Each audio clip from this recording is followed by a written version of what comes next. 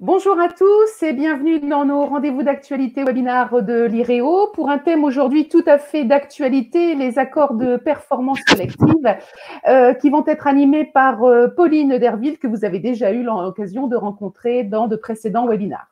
Alors, les accords de performance collective qui sont issus de des ordonnances 2017 qui ont réformé le Code du travail, vous le savez, des accords qui permettent de modifier l'organisation du travail, la mobilité, la rémunération, et qui sont définis souvent comme la quintessence de la flexibilité. Et de ce fait, ces accords sont parfois vus côté salarié comme un chantage à l'emploi ou côté employeur comme l'épine dorsale du maintien dans l'emploi. La crise sanitaire que nous traversons les remet sur le devant de la scène. En effet, la presse se fait l'écho ces derniers jours des négociations en cours ayant pour objet ces formes d'accords de performance collective. Et donc, quels sont les enjeux? Sont-ils aussi dangereux qu'on nous le dit pour les salariés? La question est d'autant plus d'actualité que, comme vous le savez, nous sommes à l'aube d'un deuxième type d'accord qui a été créé par la loi Covid 2019, les accords sur l'activité partielle de longue durée, et qui justement fait l'objet d'une adoption ce jour par le Sénat. Je laisse donc la parole à Pauline Derville pour nous expliquer cette question fortement d'actualité, comme vous pouvez le constater. Et je vous rappelle qu'un chat est à votre disposition, mais surtout un forum des questions pour poser toutes les questions qui n'auraient pu être abordées dans le cadre de ce webinaire. Et nous poserons à Pauline Derville les questions à la fin de l'intervention. Merci à tous et à tout de suite sur le forum des questions.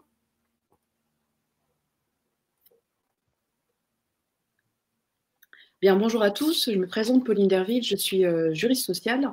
J'interviens dans les cadres normés par le Code du travail, donc tout ce qui est expertise santé au travail, expertise comptable pour les CSE. Je forme également les partenaires sociaux sur les différentes thématiques de droit social que vous êtes susceptibles de rencontrer dans vos mandats. Et puis, j'accompagne évidemment à la négociation collective les partenaires sociaux, qu'il s'agisse de négociations ponctuelles ou récurrentes. Alors, on commence le webinaire sur les accords de performance collective. Donc, vous le savez, la nécessité de l'adaptation aux changements sociaux, juridiques ou économiques, c'est le quotidien de la vie des entreprises qui doivent constamment s'adapter aux contraintes et aux pressions du marché. Donc, les restructurations peuvent aussi bien avoir pour fait générateur une situation de croissance imposant une optimisation des moyens de l'entreprise qu'une situation de détresse financière, comme cela pourrait être le cas suite à la crise sanitaire engendrée par le Covid-19. En tous les cas, quelle que soit sa motivation, une restructuration emporte des conséquences juridiques, non seulement sur l'activité ou les activités de l'entreprise, mais aussi à titre individuel sur les contrats de travail liant la société à chacun de ses salariés, sur les relations avec les représentants du personnel, et parfois même sur la structure même de la société. À compter des années 2000, pour mémoire, le législateur a successivement créé des outils de gestion de ressources humaines collectifs et négociés. L'objectif affiché était de donner la possibilité de conclure plusieurs types d'accords d'entreprise permettant à l'employeur une modification du contrat de travail. Accord de réduction négocié du temps de travail, accord d'aménagement du temps de travail, etc.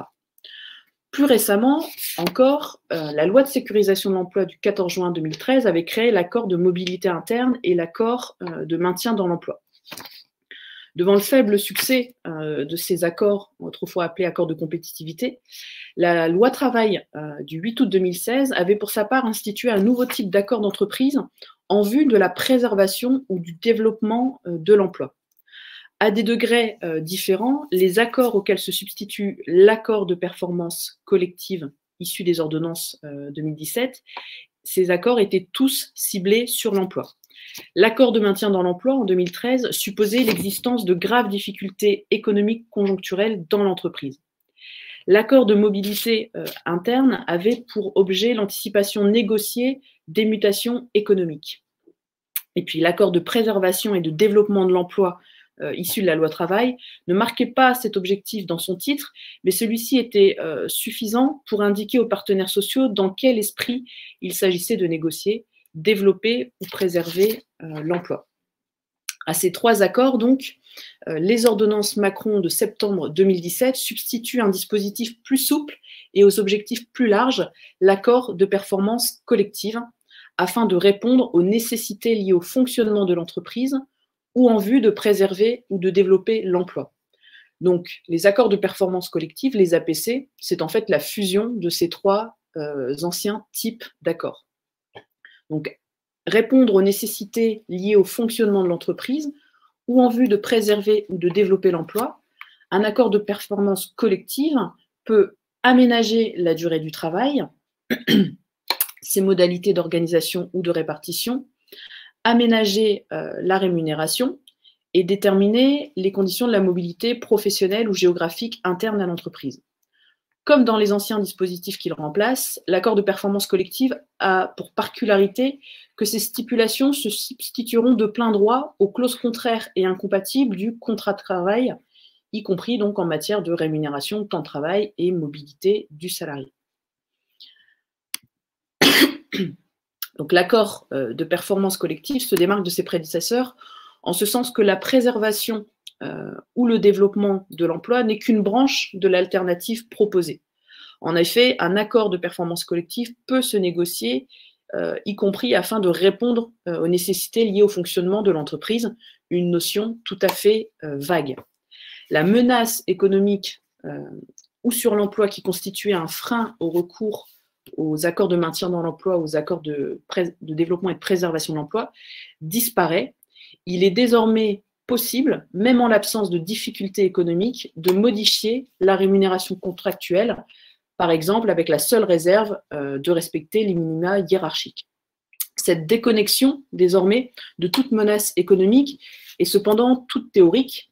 En effet, il faudra amener les partenaires sociaux, notamment les délégués syndicaux s'ils existent, à accepter des modifications du contrat de travail importantes, voire douloureuses pour le salarié, augmentation ou réduction du temps de travail avec effet négatif sur la rémunération, diminution ou gel des salaires, accroissement de la mobilité.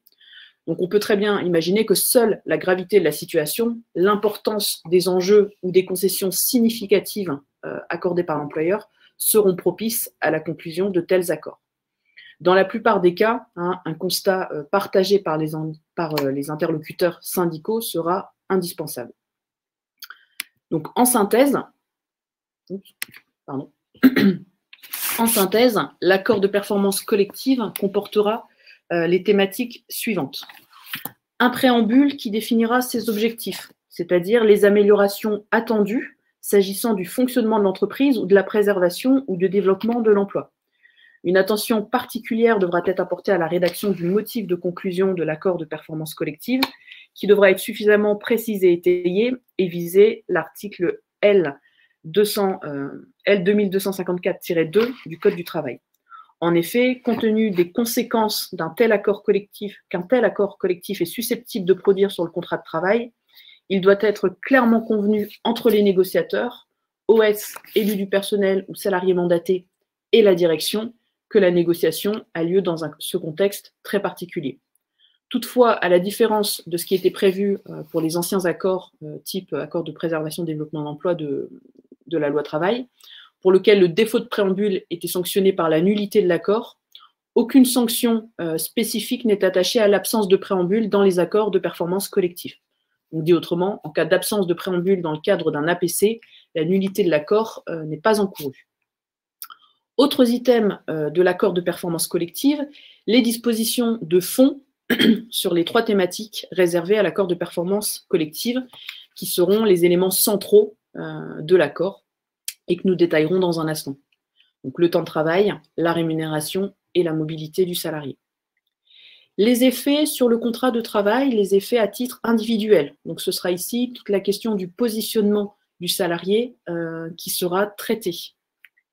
Est-ce qu'il acceptera ou pas que l'on lui applique l'accord de performance collective signé par les partenaires sociaux? Des mesures facultatives qui peuvent être contenues dans l'accord, par exemple les modalités d'information des salariés sur l'application et le suivi de l'accord pendant toute sa durée. Également, clause facultative, les conditions dans lesquelles les dirigeants salariés, mandataires sociaux ou actionnaires fournissent des efforts proportionnés à ceux demandés aux salariés. Des modalités selon lesquelles seront conciliées la vie professionnelle et la vie personnelle et familiale des salariés. Et puis, des modalités selon lesquelles seront les modalités d'accompagnement des salariés, ainsi que l'abondement obligatoire du compte personnel de formation. Le Code du travail ne précise pas la durée de l'accord de performance collective, ce sont des règles générales qui s'appliquent. Il peut donc être conclu aussi bien pour une durée déterminée qu'indéterminée. Enfin, il est important de noter que contrairement aux accords de maintien dans l'emploi qui ne pouvaient modifier les contrats de travail que de manière temporaire, l'accord de performance collective peut lui prendre des dispositions pérennes, notamment en matière de temps de travail. Le choix dépend essentiellement de l'objet de l'accord et de son contenu. Une diminution temporaire des rémunérations, par exemple, afin de redresser une situation économique préoccupante, conduit en général à privilégier un accord déterminé. En revanche, comme je vous le disais, les mesures à vocation pérenne, telles qu'un déménagement, une harmonisation des statuts ou une réorganisation interne, peuvent tout à fait se concevoir dans le cadre d'un accord à durée indéterminée. Dans tous les cas, quelles que soient les modalités de négociation de l'APC, il appartiendra aux parties à cette négociation de déterminer la durée de l'accord. À défaut de précision dans l'accord, cette durée est fixée à 5 ans. Et puis, sans surprise, l'accord cesse de produire ses effets lorsqu'il arrive à expiration. À l'issue de la période d'application de l'accord, le contrat de travail reprendra donc vie dans ses composantes antérieures sur les 3 thématiques, temps de travail, salaire et ou mobilité.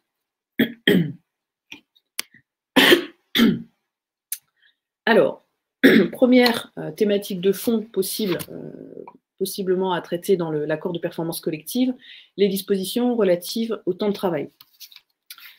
Donc, l'accord de performance collective permet par accord collectif de déroger à la règle selon laquelle l'accord collectif s'applique au contrat de travail, sauf stipulation plus favorable du contrat de travail. Les accords de performance collective ont donc la spécificité de prévaloir sur les clauses contraires, sur les clauses qui disposeraient autrement, qui ont été signées et qui sont contenues dans le contrat de travail du salarié. Donc, en matière de temps de travail, l'APC peut prévoir d'augmenter ou de réduire la durée du travail, d'en modifier la répartition, l'organisation sur une période égale ou supérieure à la semaine. Donc, on peut réduire avec effet ou sans effet sur la rémunération.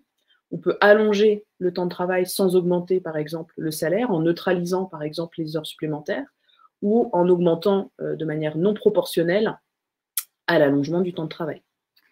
Donc, je précise quand même, on peut également aménager d'une manière différente, donc en vue d'économiser des heures supplémentaires, en vue d'adopter un système plus adapté à l'activité, par exemple prévoir une alternance entre travail de jour, travail de soirée ou travail de nuit, mettre en place le forfait annuel jour. Je précise quand même que lorsqu'on touche au travail de nuit ou à la mise en place du forfait annuel jour, les partenaires sociaux doivent respecter les dispositions d'ordre public que vous pouvez retrouver dans le Code du travail et qui ne peuvent en aucun cas être remises en cause par une disposition conventionnelle. En matière de rémunération, donc l'accord aménager la rémunération, il s'agit de la rémunération au sens de l'article L3221-3 du Code du travail, c'est-à-dire on entend le salaire ou le traitement ordinaire de base ou minimum et tous les autres avantages et accessoires payés directement ou indirectement en espèces ou en nature par l'employeur aux salariés en raison de l'emploi de ce dernier. Donc attention, il y a certaines limites, encore une fois, qui s'imposent aux partenaires sociaux. L'accord ne pourra pas réduire le salaire ni en dessous du SMIC, ni en dessous des salaires des minima conventionnels, donc inclus dans votre convention collective, s'ils sont différents du SMIC. Donc, en matière de rémunération, l'accord peut modifier la rémunération contractuelle des salariés, non seulement en ce qui concerne le salaire de base, mais donc tous les éléments accessoires qui sont habituellement versés aux salariés. Donc, on peut réduire, par exemple, uniformément la rémunération des salariés ou en modulant la réduction en fonction du montant de la rémunération, pourquoi pas de certaines catégories d'emplois. On peut également modifier la structure de la rémunération. Donc ici, par exemple, tout ce qui concerne les parts variables, soit définir de nouvelles règles d'attribution du bonus, soit changer la proportion, la répartition fixe-variable, etc. Et puis, bien sûr, il est également possible de supprimer certaines primes, primes de nuit, primes d'ancienneté, etc. Toujours dans les limites assignées aux négociateurs, le fait de ne pas descendre sous le SMIC ou en dessous des minima conventionnels. Donc, par exemple, dans un accord de performance collective du groupe Institut de soudure, ils ont fait un mixte entre plusieurs choses. Donc, ils ont prévu la suspension de 4 jours annuels de RTT sur les 12 ou 14 que comptent les salariés du groupe sur le deuxième semestre 2018. Et la baisse, la suspension de 5 jours de RTT sur l'année 2019. Autre mesure qui avait été prise dans cet APC, la suspension du versement des cotisations à la retraite surcomplémentaires pour l'ensemble des salariés, représentant un versement annuel de 1% du salaire des personnels du groupe et 10% pour les cadres dirigeants. Donc c'est un accord de performance collective qui a été signé en 2018 et qui devait être revu au 31 décembre 2019. Et donc, lors du bilan, ils ont dressé le constat suivant. La suspension des RTT a permis de facturer à leurs clients 1 million d'euros en 2018 et plus de 1,2 million en 2019. Quant à l'économie sur la surcomplémentaire, elle a permis de réaliser une économie annuelle de 500 000 euros. Donc rien n'empêche bien évidemment de faire des mix au niveau des items qui seront traités dans l'APC. En matière de mobilité interne, donc on entend deux choses, hein, soit la mobilité professionnelle, donc là c'est tout ce qui concerne le poste ou l'emploi, soit la mobilité géographique des salariés, c'est-à-dire au-delà des limites fixées par le contrat de travail. Cela reste possible. Donc, concernant la mobilité géographique, un accord traitant de cette thématique-là suppose de délimiter le secteur géographique habituel à l'intérieur duquel le salarié peut être déplacé sans qu'il puisse considérer que l'on en a modifié son contrat de travail. À l'intérieur de cette zone, on applique donc habituellement les règles qui régissent le changement des conditions de travail. Donc la mobilité dans un accord de performance collective à proprement parler ne commencerait donc qu'au-delà de cette zone. Bien entendu, lorsque l'entreprise comporte des agences ou des établissements dispersés, lorsque vous avez une structuration multisite, l'accord peut prévoir des zones d'emploi par agence ou par établissement, pourquoi pas. L'accord peut également décider que la mobilité, notamment géographique, sera la règle soit dans l'entreprise de manière générale, soit réservée à certaines filières ou à certains types d'emplois. Au niveau de la mobilité professionnelle, hein, donc là on touche le poste, l'emploi du salarié, l'accord de performance collective pourrait par exemple organiser la polyvalence. Hein, c'est par exemple le cas de l'accord de performance collective de Cora qui incite par exemple une caissière à passer à la gestion de stock ou à la mise en rayon de produits. L'accord peut également prévoir la mise en place d'une alternance entre des périodes de formation et des périodes de travail sur un nouveau poste. Il peut instituer des périodes probatoires en cas d'évolution dans un nouveau métier. Et puis, il peut également contenir des dispositions qui favorisent les formations de longue durée avec garantie de reclassement interne ou externe en cas d'obtention d'un diplôme. Voilà un petit peu pour les, pour les 3 items qui constitueront le corpus central de votre accord. Au niveau des effets de l'application de l'accord sur le contrat de travail, l'employeur a l'obligation d'informer les salariés de l'existence et du contenu de l'accord dès lors qu'il est signé, ainsi bien sûr que le droit des salariés d'accepter ou de refuser l'application de l'accord à leur contrat de travail. Donc le texte, le Code du travail n'impose pas de formalisme particulier pour l'information des salariés et ne fait pas obligation à l'employeur de les informer individuellement de cette modification. Donc l'information, hein, comme le dit le Code, peut être effectuée par tout moyen de nature à lui conférer date certaine et précise. Donc bien sûr, il conviendra de porter une attention particulière aux modalités et au contenu de l'information faite, dans la mesure où la qualité de cette information détermine, d'une part, dans la mesure où la date d'information détermine le point de départ du délai de réflexion d'1 mois du salarié, donc charge à l'employeur de se ménager une preuve de la date et la qualité de cette formation. Et puis notamment parce que sur le plan de la procédure, le salarié dispose d'un délai d'1 mois à compter de cette information pour accepter ou refuser la modification du contrat de travail résultant de l'application de l'accord. Donc la qualité de l'information qui sera délivrée aux salariés, la pédagogie aussi avec laquelle elle sera délivrée est très importante. Il faut que les salariés puissent comprendre dans quelle mesure l'application de l'accord va modifier leurs conditions de travail, éventuellement leur rémunération, avoir un impact, et qu'ils puissent, avec des connaissances qui ne sont pas forcément celles des représentants du personnel, estimer et juger s'ils souhaitent l'application de cet accord. Donc le silence gardé pendant le délai d'1 mois équivaut à une décision implicite d'acceptation de la modification. Et puis le refus, à l'inverse, doit être express. Le salarié doit notifier son refus à l'employeur. Si jamais le salarié accepte qu'il garde le silence, dans ce cas-là, l'accord lui sera appliqué et on dit que les clauses contraires de son contrat de travail se substitueront pendant l'application de la durée de l'accord. À l'inverse, si le salarié a notifié à l'employeur son refus de se voir appliquer l'accord collectif, le texte prévoit la faculté et non l'obligation pour l'employeur de procéder au licenciement du salarié. Donc, s'il décide de le licencier, l'employeur disposera d'un délai de 2 mois à compter de la notification du refus par le salarié pour engager une procédure de licenciement. Donc, l'ordonnance 2017 précise que le licenciement consécutif au refus du salarié repose sur une cause réelle et sérieuse. Donc, comme c'était déjà le cas précédemment, il s'agit d'un motif sui generis, ni économique ni personnel, qui repose sur l'existence de l'accord et le refus de celui-ci par le salarié. Donc, par exception au droit commun, le refus par le salarié de la modification de son contrat de travail constitue, lorsqu'elle s'inscrit dans le cadre d'un accord de performance collectif, un motif de licenciement à part entière. Donc, au niveau de la procédure de licenciement applicable, c'est celle prévue par la loi pour les licenciements pour motif personnel, à savoir la convocation et la tenue d'un entretien préalable, avec la possibilité d'être assisté par un salarié de l'entreprise ou par un conseiller du salarié en l'absence d'IRP, la notification du licenciement par courrier avec accusé de réception, le paiement de l'indemnité de licenciement et la remise des documents de fin de contrat de droit commun. Si le salarié accepte, à moins que les négociateurs n'en aient décidé autrement dans l'accord, les salariés qui acceptent la modification de leur contrat de travail n'ont pas particulièrement à se manifester puisque les stipulations de l'accord se substitueront de plein droit à leur contrat de travail. Au niveau... Ah, vas-y, j'avais oublié que... Hop. Je vous le laisse ici. Donc ça, c'est tout ce qui concerne la faculté du refus du salarié et les conséquences, donc les conséquences d'un licenciement pour motif personnel.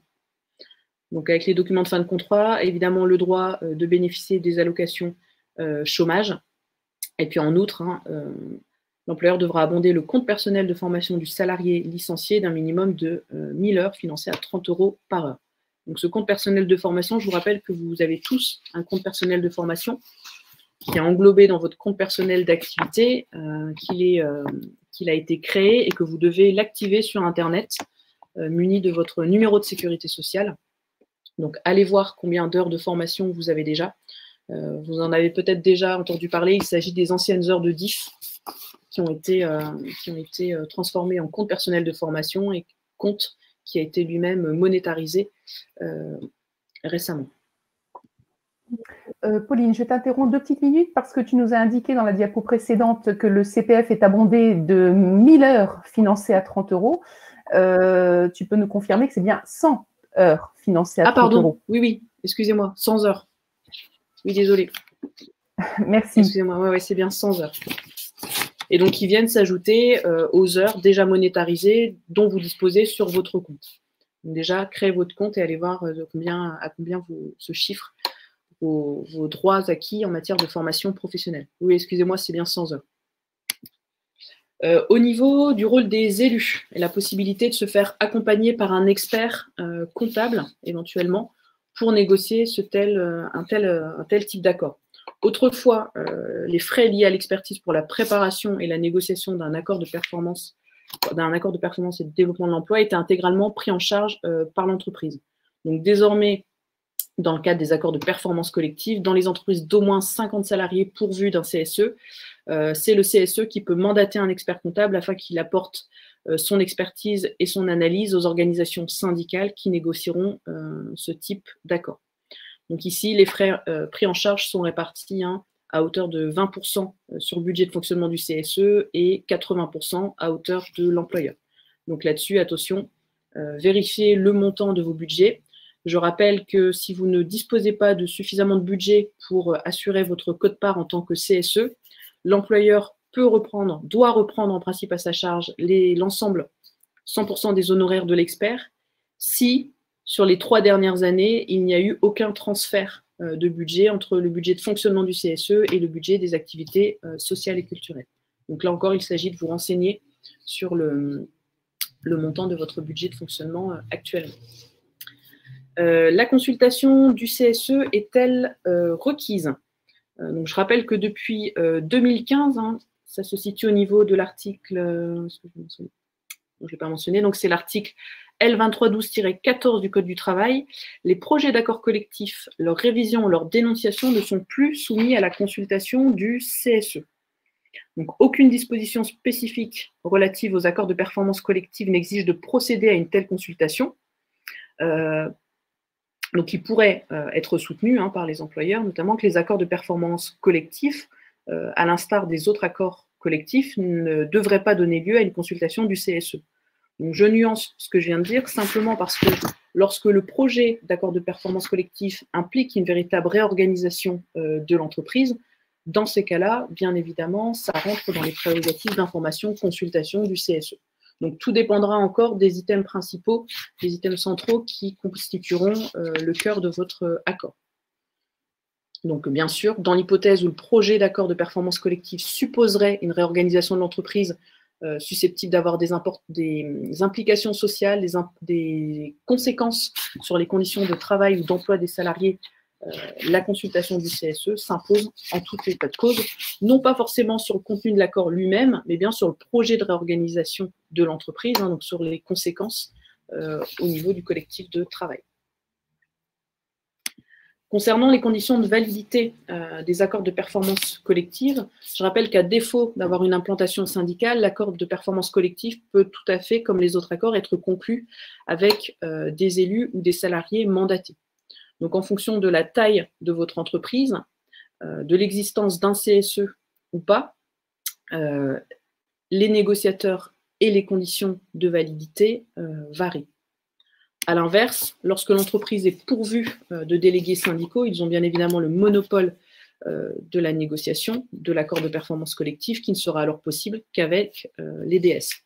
Donc, depuis le 1er mai 2018, je rappelle que tous les accords collectifs doivent répondre à une condition majoritaire.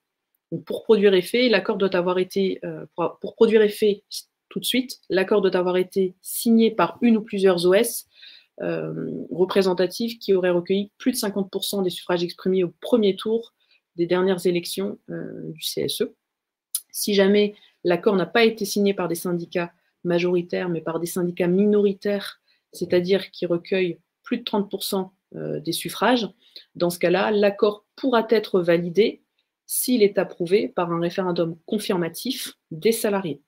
Donc, référendum qui peut être soit à l'initiative des syndicats signataires minoritaires, soit à l'initiative de l'employeur s'il n'y a pas d'opposition des syndicats minoritaires. Et donc, sans surprise, l'accord est valide s'il est approuvé par les salariés à la majorité des suffrages exprimés, et faute d'approbation, l'accord est réputé non écrit. Donc, attention, en matière d'accord de performance collective, on est soit sur la règle des 50%, soit à défaut d'atteindre 50%, la règle des 30%, plus référendum confirmatif. Si jamais il n'y a pas, vous n'obtenez pas les 50% de signatures dans votre entreprise, mais qu'on a quand même 30% de syndicats minoritaires signataires, je rappelle les autres délais qui sont mentionnés dans l'article L2232-12. Lorsque l'accord de performance collective a été signé par 30% d'organisations syndicales représentatives, celle-ci dispose d'un mois pour demander la consultation des salariés. Donc, la demande syndicale pour la tenue du référendum, c'est 1 mois maximum. Lorsque ces syndicats minoritaires expriment à l'employeur la demande d'un référendum, il y a un deuxième délai de 8 jours qui s'écoule pour tenter de convaincre les délégués syndicaux non signataires de rejoindre la signature de l'accord. Si, on va dire, les délégués syndicaux un petit peu réfractaires parviennent à être convaincus par leurs homologues et qu'ils signent, dans ce cas-là, on atteindra très largement les 50% et l'accord sera valide sans qu'il n'y ait plus besoin d'organiser le référendum. À l'inverse, si à l'issue des 8 jours pour tenter de convaincre d'autres délégués syndicaux de rejoindre la signature de l'accord de performance collective, si à l'issue de ces 8 jours, on ne parvient pas à convaincre d'autres délégués syndicaux, donc en cas d'échec de la tentative de convaincre d'autres DS, dans ce cas-là, l'employeur aura 2 mois pour organiser le référendum.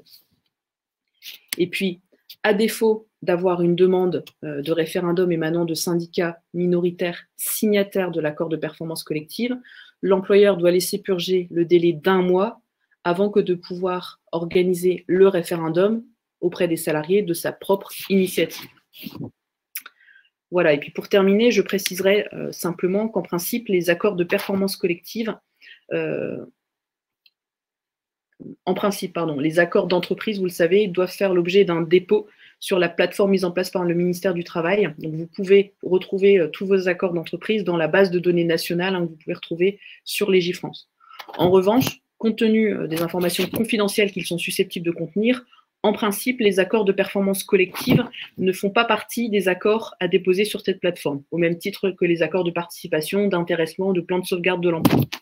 Toutefois, j'ai vérifié hier, si vous allez donc sur cette base de données nationale ici, accords collectifs, vous trouverez quand même des accords de performance collective, notamment 3 accords qui ont été signés suite à la crise engendrée par le Covid-19. Vous pouvez au moins retrouver 3 exemples d'accords de performance collective sur la base de données de Légifrance. Voilà. Eh bien, merci Pauline de cette intervention tout à fait claire et concise sur ce que sont les accords de performance collective. Alors, beaucoup de réactions dans le chat, des réactions un petit peu ulcérées, j'ai envie de dire. Alors, on voit qu'on a beaucoup d'élus dans notre public et des questions également. Alors, des questions auxquelles tu as pu répondre pendant ton intervention. Néanmoins, encore quelques questions qui subsistent. Arnaud qui nous demande qui veut refuser les conséquences de cet accord de performance collective. Comment doit-il faire connaître son refus? Est-ce que c'est un refus par lettre recommandée avec accusé-réception ou est-ce qu'un mail suffit ou même une intention verbale? Est-ce que tout ça suffit ou est-ce qu'il faut formaliser les choses? Alors, c'est forcément un refus express qui doit être notifié par le salarié à l'employeur. Par contre, le Code du travail ne précise pas la forme. Donc, c'est à l'accord de régler soit par courrier recommandé, soit par mail. Généralement, ce qu'on voit, c'est qu'il y a une adresse mail spécifique au niveau des RH qui est créée pour que les salariés puissent mentionner leur désaccord, voire même leur accord pour permettre au RH après de traiter la mise en application de l'accord. D'accord. Cathy qui nous dit, alors dans ces cas-là, si on peut réduire tout, enfin en ce qui concerne l'item rémunération, est-ce que cette baisse de rémunération peut effectivement se traduire aussi par purement et simplement la suppression d'une prime analysée comme une prime de 13e mois, entre guillemets, mais qui reprend la qualification de prime annuelle? Est-ce qu'on peut se servir d'un accord de performance collective donc pour supprimer purement et simplement cette prime annuelle? Oui, tout à fait. Rien ne l'empêche. Après, cela dépend de la durée que vous fixez à l'accord de performance collective. Si c'est un accord à durée déterminée, vous supprimez effectivement cette prime de 13e mois, mais pour une durée déterminée. À l'inverse, si on est sur un accord à durée indéterminée, oui, potentiellement, rien n'empêche de supprimer définitivement cette prime. D'accord. Alors, j'avais fait passer un petit sondage où je vois que tout le monde est en train de répondre en demandant à l'issue de ce webinaire, l'accord de performance collective est-il selon vous un outil de prévention des licenciements, un chantage à l'emploi ou une opportunité en dehors de tout contexte économique? Vous êtes 86% à nous dire que c'est un chantage à l'emploi. Selon vous, alors on sent bien que les règles que tu as définies, Pauline, laissent finalement libre champ à toutes les possibilités pour l'employeur, pour réorganiser sur les trois grosses matières que tu nous as développées. Alors, j'ai envie de te demander un petit peu ton avis, ton point de vue sur ce nouvel accord qui a l'air effectivement de prendre place, qui va faire l'objet d'une adoption par le Sénat aujourd'hui, qui est l'accord sur l'activité partielle de longue durée. Alors, c'est vrai qu'on n'a pas beaucoup d'éléments à ce jour, on n'a pas beaucoup d'éléments pour pouvoir argumenter par rapport à cet accord de performance collective, mais selon toi, est-ce que c'est une nouvelle pierre à l'édifice dans cette flexibilité qui est offerte aux entreprises? Oui, de toute façon, je crois qu'il là-dessus, il faut être clair. Depuis 2017, vous avez entendu ces fameuses notions de flexibilité, flexi-sécurité. Je vous invite à relire le communiqué de presse au moment des ordonnances, c'est très clair. Le but est de remettre la flexibilité au niveau des entreprises, charge aux négociateurs de sécuriser, notamment concernant les salariés, donc sans vouloir remettre la pression sur les DS. Oui, c'est clairement l'idée. Donc surtout, lorsque vous entendez parler de ce type de projet, hein, sans vouloir virer parano. Il faut impérativement revenir vers vos syndicats, vos conseils, bien vous faire accompagner, discuter avec les autres délégués syndicaux, même si habituellement il n'y a pas vraiment d'unanimité syndicale. De toute façon, dès lors qu'on est sur les questions de l'emploi, idéalement, il faut quand même essayer de travailler ensemble et vraiment ne pas se précipiter, même si parfois, effectivement, voilà, hein, on fait bien comprendre aux délégués syndicaux que si on ne signe pas, on va fermer la boîte. Voilà. Encore une fois, il ne faut pas confondre vitesse et précipitation. Donc, prendre du recul, de la réflexion et surtout se faire accompagner. Après, je ne connais pas chaque entreprise, donc je ne peux pas dire s'il y a de bons accords, mais les accords de performance collective, les autres types d'accords et la flexibilité qui va en suivre ont des conséquences très importantes et qui ne sont pas anodines sur les salariés, sur leur vie professionnelle et personnelle. Donc, il faut bien réfléchir à ce qu'on propose, aux concessions qu'on est prêt à faire lorsqu'on aborde ce type de sujet. Quand bien même, derrière, on sait qu'il y a des menaces de licenciement économique. Parfois, malheureusement, c'est un peu dur à entendre, mais il vaut peut-être mieux être dans un plan de sauvegarde de l'emploi, avoir un bon accord de plan de sauvegarde de l'emploi qu'un mauvais accord de performance collective. Alors justement, je voulais rebondir là-dessus, c'est de se dire finalement dans le cadre du contexte sanitaire, est-ce qu'on va finalement pas aujourd'hui aboutir à un peu plus d'accords de performance collective et un petit peu moins de PSE? La question se pose, il va y peut-être avoir un équilibrage finalement entre les deux négociations. Et comme le disait justement Cathy dans le chat, sacrée responsabilité sur les épaules des délégués syndicaux finalement. Oui, clairement. Clairement, on remet le contenu de l'accord à la responsabilité de ceux qui les signent, donc notamment pour la partie salariée, les DS, les élus mandatés au CSE lorsqu'il n'y a pas de DS et les salariés mandatés. Et c'est exactement très technique, très juridique. Il y a des conséquences très importantes, donc voilà, tout dépend de la force aussi, de la force interne des partenaires sociaux, de leur niveau de connaissance. D'où le fait de ne pas se précipiter et de prendre le recul pour analyser ce qui vous est proposé comme projet. D'accord. Donc, on le rappelle, hein, c'est l'occasion jamais de dire que la formation est fondamentale dans ce type de négociation. Sachez vous entourer. Alors, comme l'a dit Pauline, de conseils, retournez-vous vers vos organisations syndicales qui disposent aussi des conseils pour vous aider. Mais l'IREO est aussi à votre disposition pour ce type de formation, puisqu'effectivement, on sent bien que cette flexi-sécurité tente à développer ce type d'accord. Et donc, nous reviendrons très certainement dans le cadre de nos formations en présentiel sur ces nouvelles négociations qui vont voir le jour et qui vont surtout trouver une dimension tout à fait nouvelle dans le cadre du contexte sanitaire dans lequel nous sommes actuellement. Alors, il me reste à remercier très sincèrement Pauline pour ce travail j'ai envie de dire de synthèse sur une demi-heure, ce qui est pas loin, ce qui est pas simple à faire du tout.